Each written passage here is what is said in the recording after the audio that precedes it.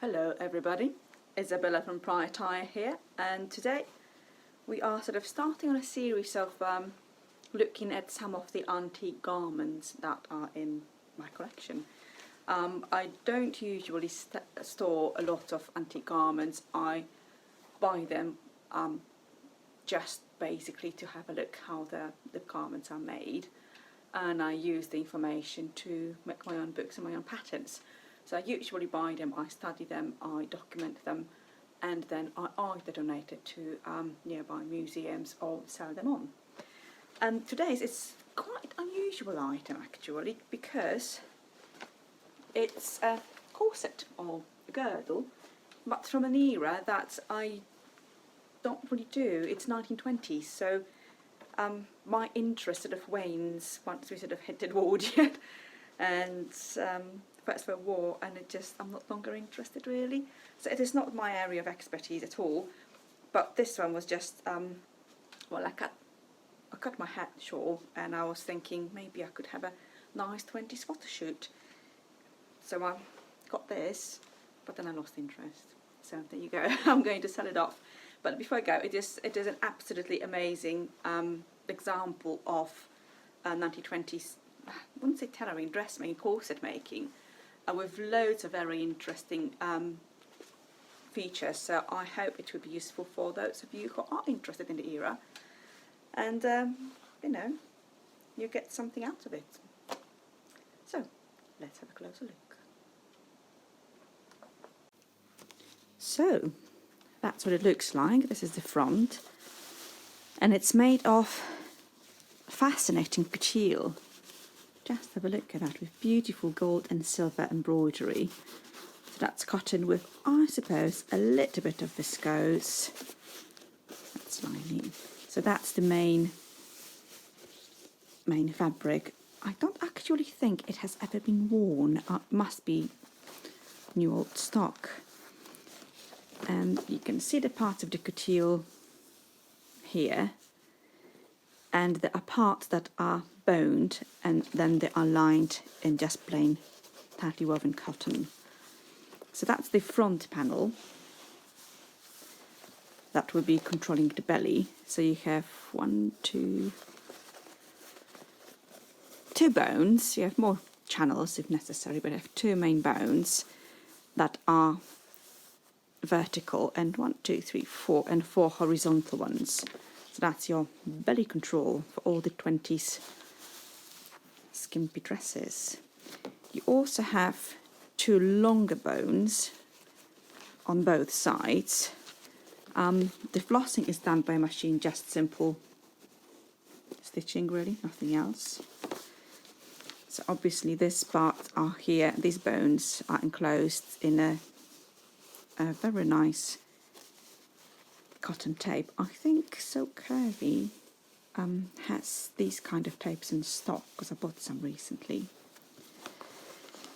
Now it doesn't have a busk, but it closes with hooks and eyes at the side, and these are made beautifully. There's a modesty panel made in, I think it's rayon velvet ribbon with a little bit of overlocking and padding as well, or maybe they're just cotton. And then the hooks I set in very nicely just on the edge of the elastic panel. And on the other side you have, there were the eyes or bars, so much nicer than the eyes we have nowadays, actually easier to put things in. And we have the hooks set into the couture and protected with again a twill cotton tape with beautifully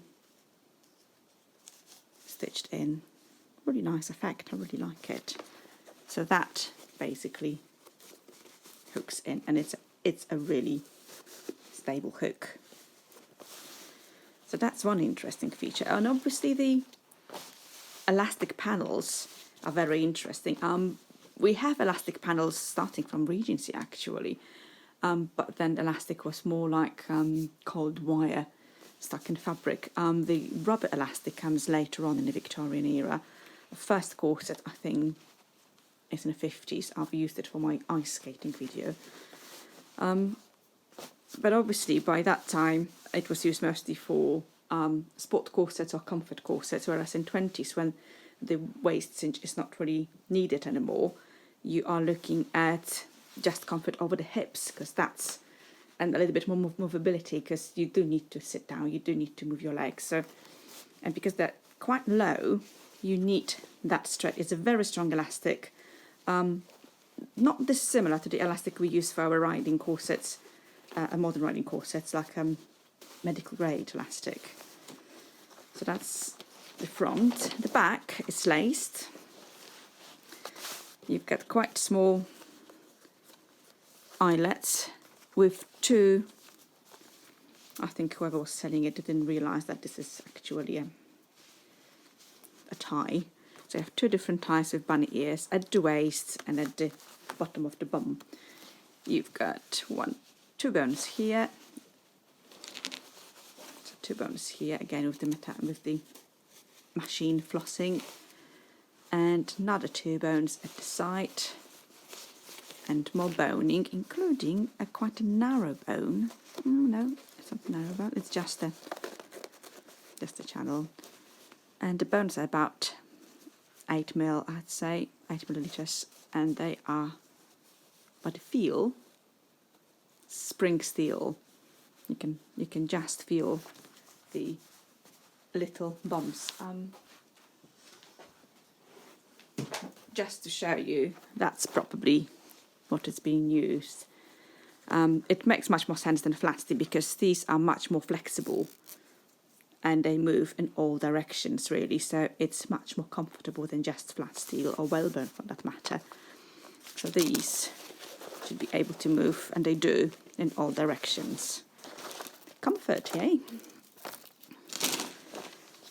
Right, let us have a look at the inside, because that's when it's becoming really interesting. Let's open this bit, and ta-da! More stuff here. It's a proper piece of engineering, this one is. This is an additional belly support, right? So we have a placket made in couture, again with little eyes, and very nicely finished with a velvet ribbon.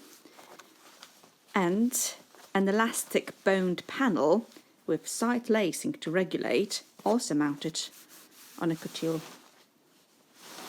panel. This is amazing. I mean the work is absolutely pristine.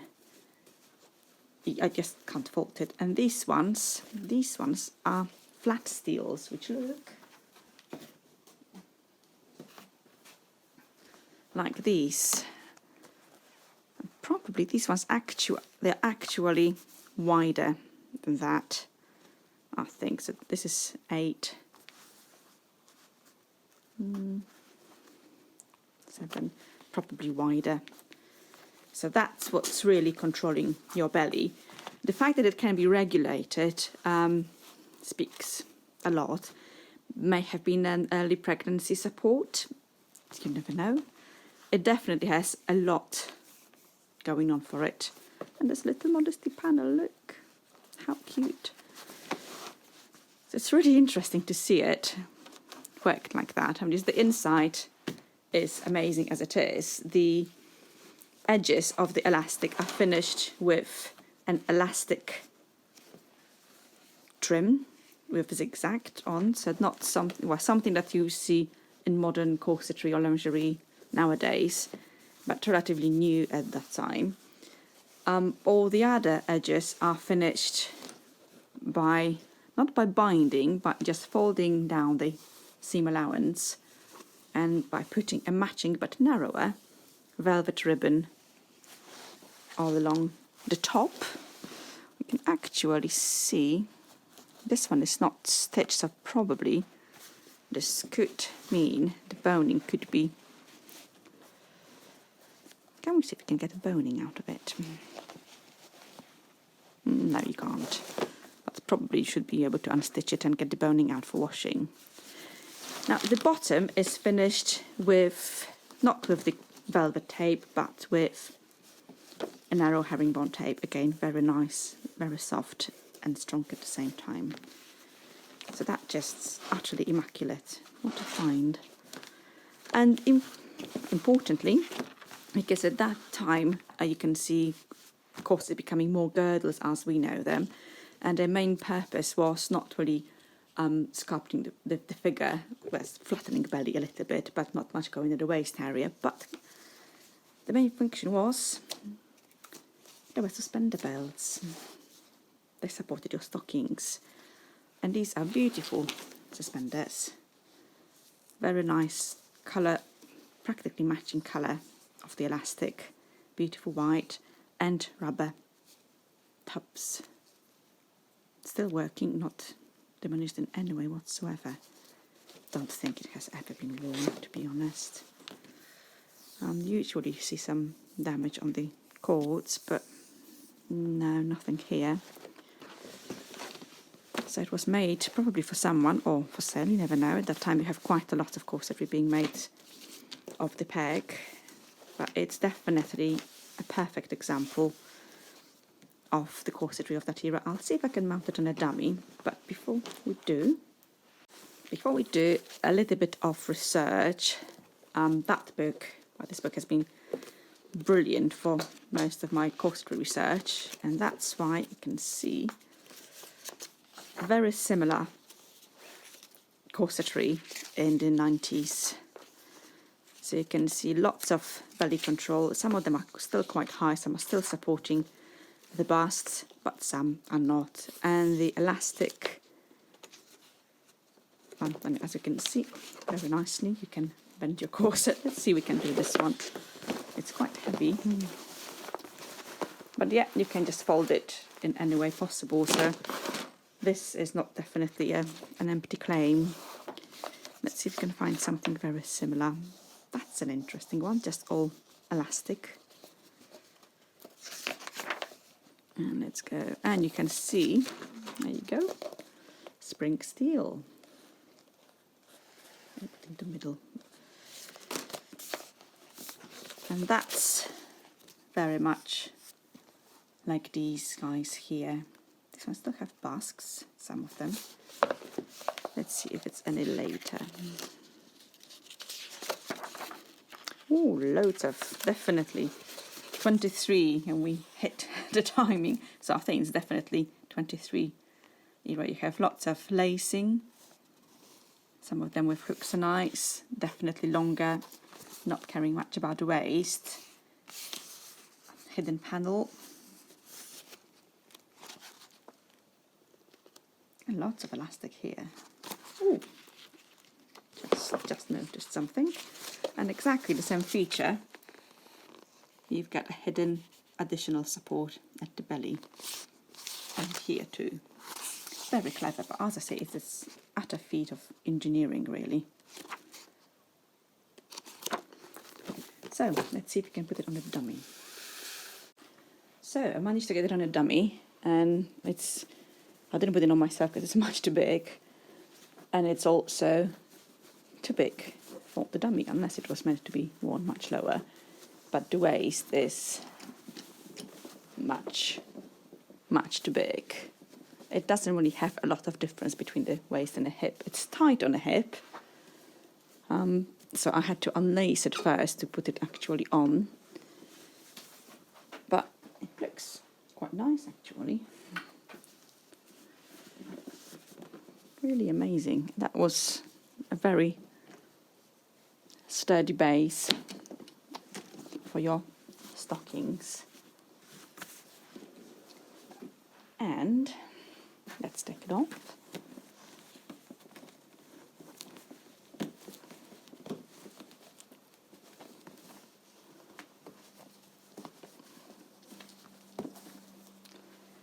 Ta-da! That's your belly support. Didn't lace it very tight. It should be a little bit higher up, to be honest. It's difficult to sit in all that. But this has a lot of give. So maybe it is a maternity support, but I'll have to check the book. So yes, quite a find. I will put some more data on it later on. And I hope you've enjoyed it. I've learnt quite a lot from just that one piece. So hopefully, if you are into the era, it will help you. Thank you for watching.